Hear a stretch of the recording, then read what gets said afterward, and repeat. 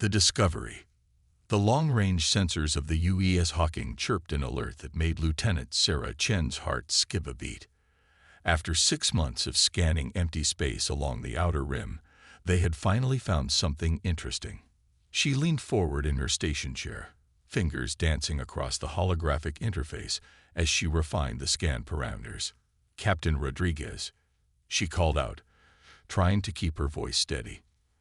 "I'm picking up some unusual energy signatures from the third planet in this system. They don't match any known patterns in our database." Captain Elena Rodriguez moved from her command chair to stand behind Sarah's station, her weathered face reflected in the curved display screen. 20 years of deep space exploration had taught her to trust her crew's instincts. "What makes this one special, Lieutenant?" Sarah pulled up a detailed spectral analysis. "The energy pattern is artificially generated, but it's using principles we've never seen before. And Captain, it's been running continuously for at least 10,000 years. A murmur of excitement rippled through the bridge crew. Humanity had only achieved faster-than-light travel 3 centuries ago. The idea of technology lasting 10 millennia was almost inconceivable. "Any signs of active civilization?" Rodriguez asked, studying the readings. "Negative, Captain. The planet shows no signs of current habitation. But there are ruins, massive ones, and the energy signature is coming from deep within the largest structure." Rodriguez nodded slowly, her mind already weighing the risks and possibilities. The Hawking was a scout ship designed for long-range exploration and first contact scenarios. They weren't equipped for serious archaeological work, but they couldn't ignore something like this. "Helm, take us into orbit. Lieutenant Chen, assemble an away team. Standard precautions, but I want you leading this one. You found it, you get to explore it." Sarah felt a mixture of excitement and apprehension as she gathered her team. Along with herself, she selected Dr. Marcus Wong, their xenorchaeologist, and Chief Engineer Raj Patel. They would need both scientific expertise and technical knowledge for whatever they found down there. The shuttle ride through the planet's atmosphere was turbulent but manageable. As they descended, Sarah got her first real look at the ruins. They were unlike anything she'd ever seen. Geometric structures that seemed to defy gravity, made of a material that shimmered with an inner light, despite millennia of exposure to the elements. "Those aren't just buildings," Dr. Wong muttered, his face pressed against the viewport. "They're machines. The entire city is one giant machine." They landed in what appeared to be a central plaza, the stone-like surface still perfectly smooth after thousands of years. The air was thin but breathable, and gravity was close enough to Earth normal that they could move comfortably in their lightweight environmental suits. As they approached the largest structure, Sarah's handheld scanner began picking up stronger energy readings.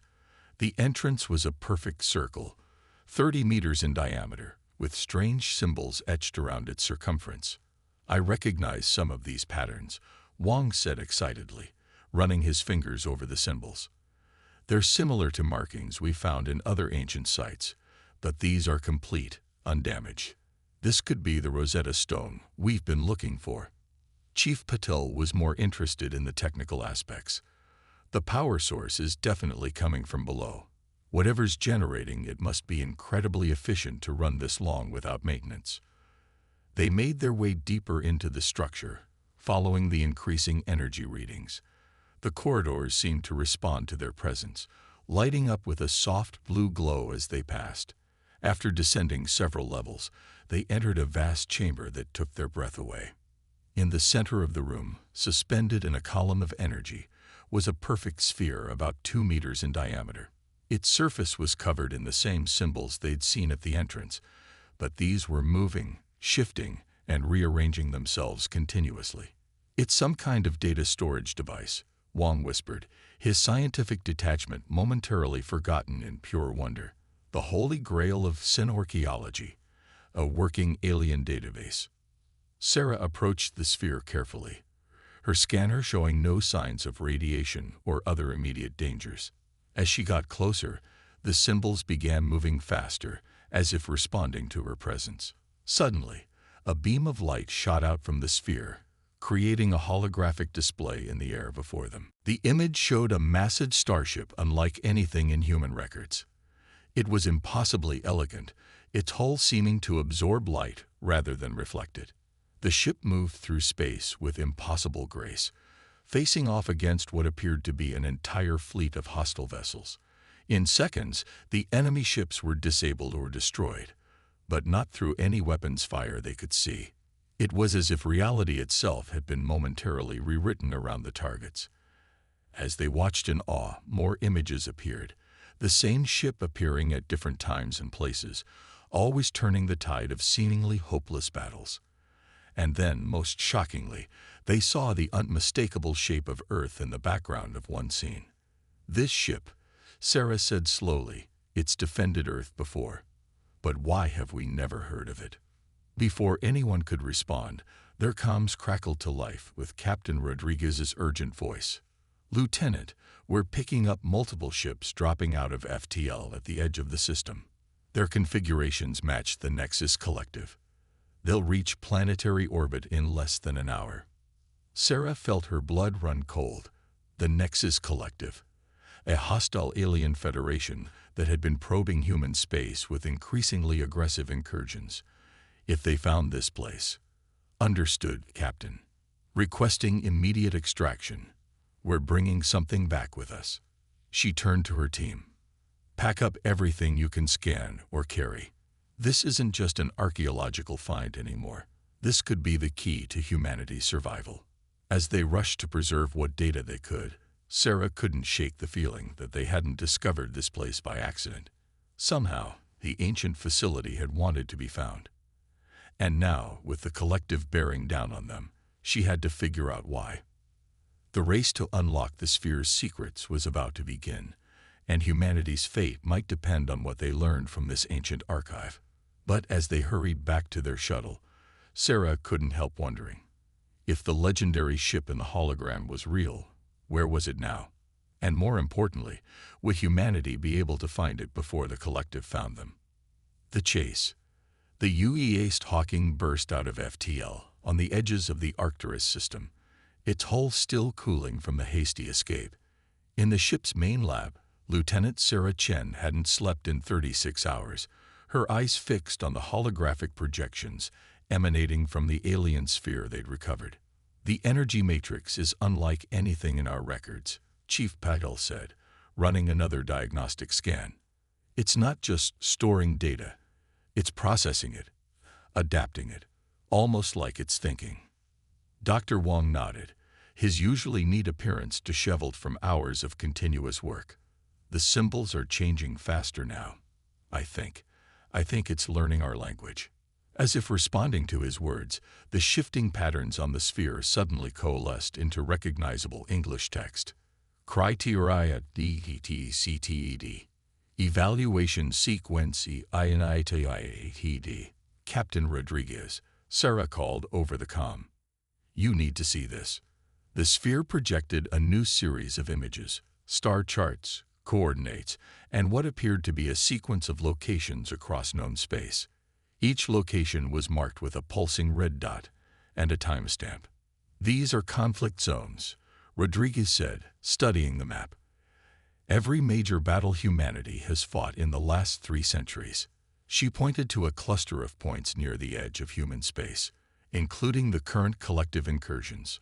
Sarah zoomed in on one of the coordinates. This location, it's an abandoned research station in the Deneb sector. According to these readings, it contains something called a resonance key. The Deneb sector is deep in collective territory now, Rodriguez said grimly. They'd been using it as a staging ground for their attacks. Before anyone could respond, the ship's tactical officer's voice came over the comm. Captain, emergency transmission from Fleet Command. The collective has launched a major offensive. 3 colony worlds have already gone dark.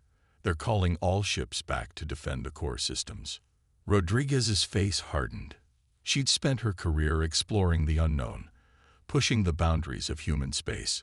The thought of retreating to the core worlds went against everything she stood for. But she had her orders. Plot a course back to. She began, But the sphere suddenly pulsed with intense light, projecting a new message: time critical. Resonancy ke required for ACTIV80. Alone. Humanity's survival probability. Worried AOUT NTRV into ion. 12.3%. Sarah stepped forward. Captain, I know this sounds crazy, but I think this artifact is offering us a choice. We can fall back with the rest of the fleet, or we can try to find this resonance key and whatever it activates. You're suggesting we disobey direct orders and head straight into collective space? Rodriguez asked, but Sarah could hear the consideration in her voice. The collective's already proven they can overcome our best defenses, Sarah argued. If there's even a chance this ancient technology could help us fight back, don't we have to try? Rodriguez was silent for a long moment, weighing the options. Finally, she straightened her uniform. Dr. Wong, how confident are you in these coordinates? The data is precise to within a meter, Captain. Whatever this resonance key is, I can get us right to it. Chief Patel, what's the status of our stealth systems? The latest upgrades are holding, Captain. We might be able to slip past their patrol lines if we're careful. Rodriguez nodded slowly. Lieutenant Chen, plot a course to the Deneb station. We'll have to go in dark. Minimal power, no communications. If we're caught, there won't be any rescue. The next 12 hours were the tensest of Sarah's life. The Hawking slipped through space like a ghost, its engines barely more than idle, every system powered down to the bare minimum. They passed within kilometers of collective warships, their massive hulls casting shadows that could have swallowed the human vessel whole. The Deneb research station hung in space like a broken toy, its once pristine white surface now scared and darkened. As they approached, their sensors detected no signs of collective presence, but also no power, no atmosphere, and no obvious way inside. The station's been picked clean, Paddle reported. They took anything valuable and left the rest to rot. But the sphere was pulsing more intensely now, its surface swimming with urgent patterns. Sarah checked the coordinates again. Whatever we're looking for is still here. It's in a section of the station that's not on any official blueprints. Rodriguez made her decision. Suit up for EVA. Lieutenant Chen, you and Chief Patel will board the station. Dr. Wong, stay here and monitor the sphere. If it gives us any new information, I want to know immediately. As Sarah floated through the dead station's corridors, she couldn't shake the feeling that they were being watched. Not by the collective, but by something older, something that had been waiting a very long time for this moment. They found the hidden section behind a seamless panel that only became visible when Paddle scanned it with a device modified to match the sphere's energy signature. Inside was a small chamber, empty except for a crystalline object about the size of a human hand, pulsing with the same inner light as the sphere. This has to be it, Sarah said, carefully securing the crystal. The resonance key. That's when the station's ancient warning systems finally activated, broadcasting a signal that cut through their communications blackout like a knife. In the distance, they could already hear the sound of collective ships dropping out of FTL. The race wasn't over. It was just beginning. The awakening. Multiple collective warships on approach vector. The tactical officer's voice was tight with controlled panic. Counting 6.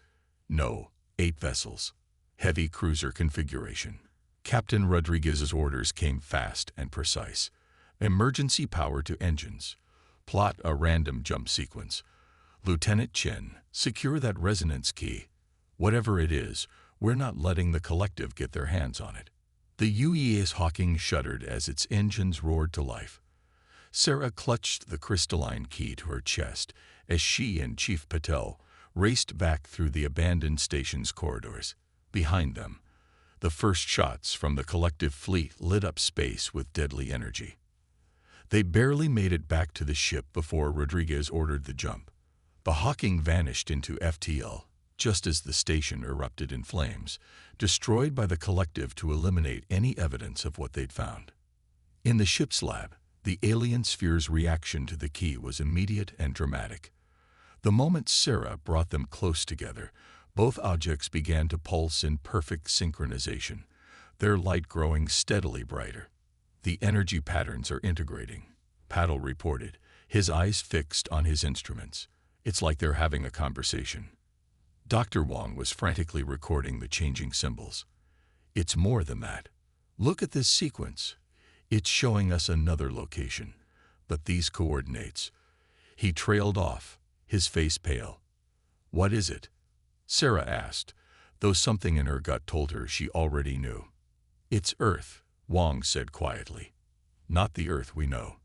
These coordinates point to a location that's been buried under 3 kilometers of rock for at least 15,000 years. The sphere projected a new message. Final KEY location identified. Caution. Retrieval will alert opposing forces to presence of activation sequence. Opposing forces. Rodriguez frowned. Is it talking about the collective? Before anyone could answer, the ship's communications officer broke in. Captain, priority message from Fleet Command. The collective has broken through our outer defenses. They're pushing toward Earth with everything they have. Sarah studied the coordinates again. Captain, this location. It's under the Pacific Ocean, in a tectonic subduction zone. That's why it's never been found. The Earth itself has been hiding it. Rodriguez's expression was grim. Even if we could reach it, any drilling operation would take weeks. We don't have that kind of time. But the sphere wasn't finished. It projected a detailed schematic of what appeared to be an ancient tunnel system, along with a pulsing marker that could only be an entrance. There's a way in, Sarah said, excitement building in her voice. An entrance that was built before the tectonic plates shifted. It's in Russia, the Kamchatka Peninsula. That's not much better, Paddle pointed out. The collective will have ships in orbit around Earth by now. We'd be flying straight into their fleet. Maybe that's exactly what we need to do, Sarah said slowly, an idea forming. Captain, what if we transmitted the coordinates of this underwater location to Fleet Command? Rodriguez caught on immediately. Let the collective intercept it. They'll think that's our target and concentrate their forces there, while we slip into Kamchatka from the other side. Sarah finished. It was a desperate plan, but desperation was all they had left. The Hawking made its final jump back to Earth space, emerging in the shadow of Mars to minimize their signature. The situation was even worse than they'd feared. Hundreds of collective ships filled near-Earth space, their dark hulls blotting out the stars. The deception worked better than they could have hoped. When the leaked coordinates hit the collective's intelligence network, they immediately diverted a significant portion of their fleet to the Pacific. The Hawking, running dark and hugging the planet's curvature, managed to slip through their lines and make a high-risk atmospheric insertion over Siberia. They found the entrance exactly where the sphere had indicated, a cave mouth that would have looked natural to anyone who didn't know what to look for. But as they ventured deeper, the rough stone walls gave way to the same smoothly engineered surfaces they'd seen in the first facility. These tunnels were designed to survive planetary-scale geological changes. Wong marveled as they made their way deeper. The engineering involved. It's beyond anything we've ever achieved. The sphere and key pulsed stronger as they descended, their light now bright enough to illuminate the tunnels without additional sources. After what seemed like hours of walking, they entered a vast chamber that took their breath away. Unlike the clean, geometric design of the first facility, this place looked like it had been through a war. Ancient scorch marks marred the walls, and pieces of unrecognizable technology lay scattered and broken across the floor. In the center of the chamber stood a pillar of black metal, its surface covered in the same shifting symbols they'd seen before. As Sarah approached with the sphere and key, the pillar began to hum with power. A voice spoke directly into their minds, ancient and powerful. Final verification required. Prove you've worthiness. Worthiness? Patil asked. How are we supposed to? He was cut off by the sound of weapons fire from the tunnel behind them. A squad of collective soldiers emerged from the darkness, their biomechanical armor making them look more machine than living being. "Step away from the pillar," their leader commanded in harshly accented English. "This technology belongs to the collective now." Sarah's hand tightened on the sphere as Rodriguez and the security team moved to defensive positions. This was it, the moment everything had been leading to. But what were they supposed to prove? What made humanity worthy? The answer hit her with sudden clarity. It wasn't about proving their worth through combat or technology. It was about proving they understood something more fundamental. She stepped forward, holding the sphere and key out in front of her. "This doesn't belong to anyone," she said clearly. "Not to us, and not to you. It was left here to protect all life, not to give anyone power over others. That's what makes us worthy. Understanding that power isn't meant to dominate, but to preserve." The sphere and key flared with blinding light. The pillar's symbols began to move faster, racing across its surface like liquid mercury. And deep beneath the earth, something ancient began to wake up. The legacy. The chamber trembled as ancient machinery thundered to life. The collective soldiers stumbled, their weapons wavering as the floor beneath them shifted. Sarah felt the sphere and key grow warm in her hands, their light now pulsing in perfect rhythm with the pillar. "What have you done?" the collective leader demanded, but there was fear in his voice now. The answer came not from Sarah, but from the pillar itself.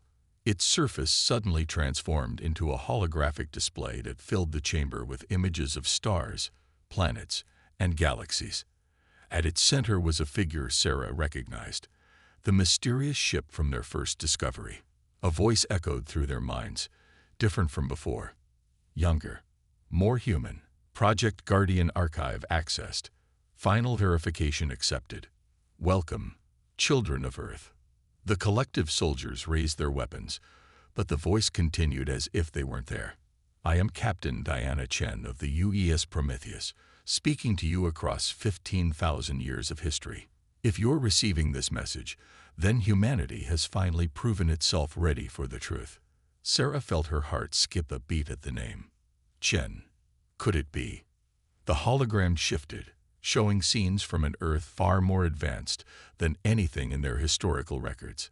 "We achieved technological wonders," Diana's voice continued. "Mastered energy, gravity, even time itself. But with that power came arrogance. We began to see ourselves as gods, superior to all other life. The images change, showing terrible battles, whole worlds being destroyed. The war that followed nearly destroyed everything. Not just humanity, but all sentient life in the galaxy. In our pride, we had awakened something ancient and terrible, a force that saw all technological civilizations as a threat to existence itself." "That's impossible," the collective leader interrupted. "Our records go back thousands of years. There was no such war."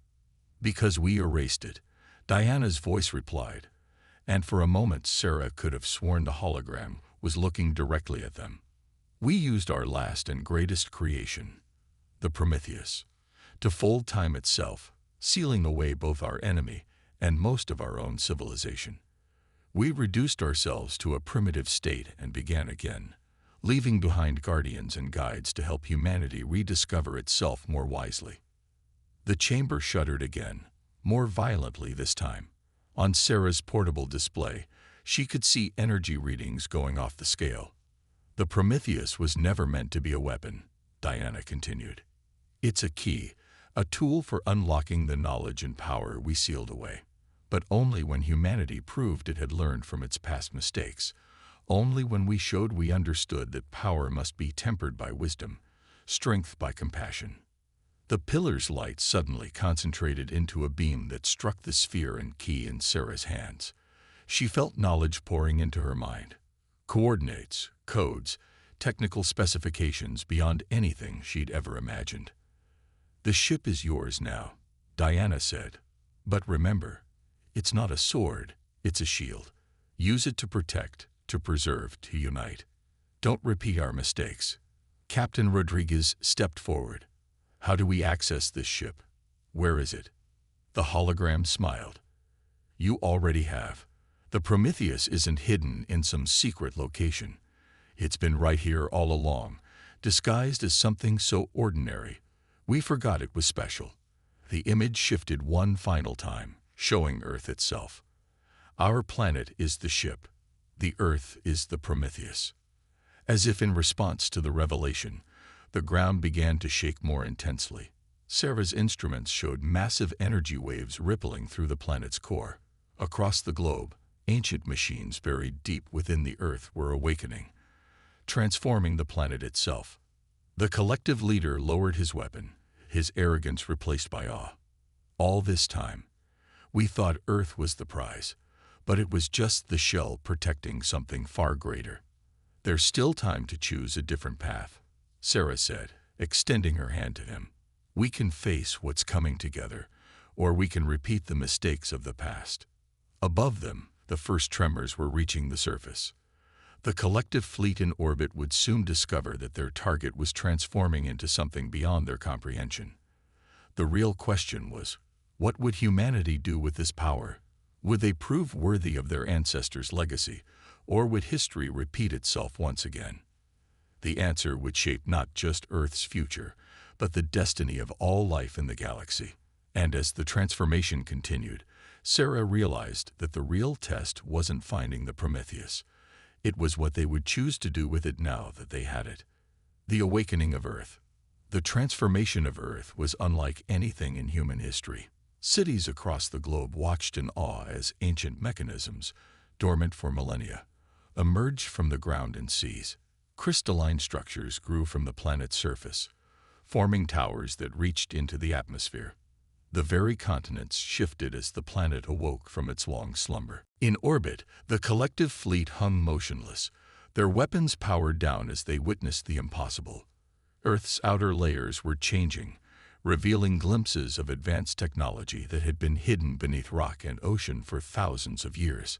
Sarah, Captain Rodriguez, and their unlikely allies, including the former collective soldiers who had chosen to stand with them, had been transported to a newly formed control center near Earth's core. The knowledge from the sphere and key flowed through Sarah's mind, teaching her how to interface with the ancient systems. The transformation will be complete in 6 hours, she announced, reading the data streams that now filled the air around them. But we're detecting massive energy signatures approaching from deep space. Whatever the ancient enemy was, they're coming back. Rodriguez studied the tactical displays. How many ships in the collective fleet are still in orbit? The collective leader, who had introduced himself as Commander Vex, accessed a comm panel. 312 vessels. But they're awaiting orders. Your revelation has challenged many of our assumptions. Sarah felt a new presence in her mind, the fully awakened consciousness of the Prometheus itself, carrying with it the wisdom of her ancestor, Diana Chen. The Prometheus was never meant to fight this battle alone, she said, understanding flowing through her. It was meant to unite us, to help us face the greater threat together. The collective has always believed that only the strong deserve to survive, Vex said slowly. But perhaps we were wrong about what true strength is. Rodriguez stepped forward. Then let's prove it. Humanity and the collective, fighting side by side to protect all life in the galaxy, not for power or dominion, but for the right of every species to choose its own path. The next few hours were a blur of activity. As Earth completed its transformation, Sarah and Vex worked together to coordinate the combined human and collective fleet. The Prometheus's advanced technology was integrated into their ships, upgrading their weapons and defenses far beyond their original capabilities. When the enemy finally arrived, they came in force. Vast living ships that seemed to devour light itself, their very presence disrupting the fabric of space-time. But they found something they didn't expect: a united front of former enemies, backed by technology specifically designed to counter their abilities. The battle that followed would be remembered for generations. The Prometheus, now fully awake, demonstrated why it had been legendary even in humanity's ancient past. It didn't just fight. It rewrote the laws of physics around the enemy fleet, creating bubbles of altered spacetime that trapped and contained their weapons. But the true turning point came not from superior firepower, but from understanding. Sarah, connected to the Prometheus' systems, realized that the ancient enemy wasn't evil. They were afraid. They had seen countless civilizations destroy themselves with advanced technology, and their solution was to prevent any species from reaching that level of development.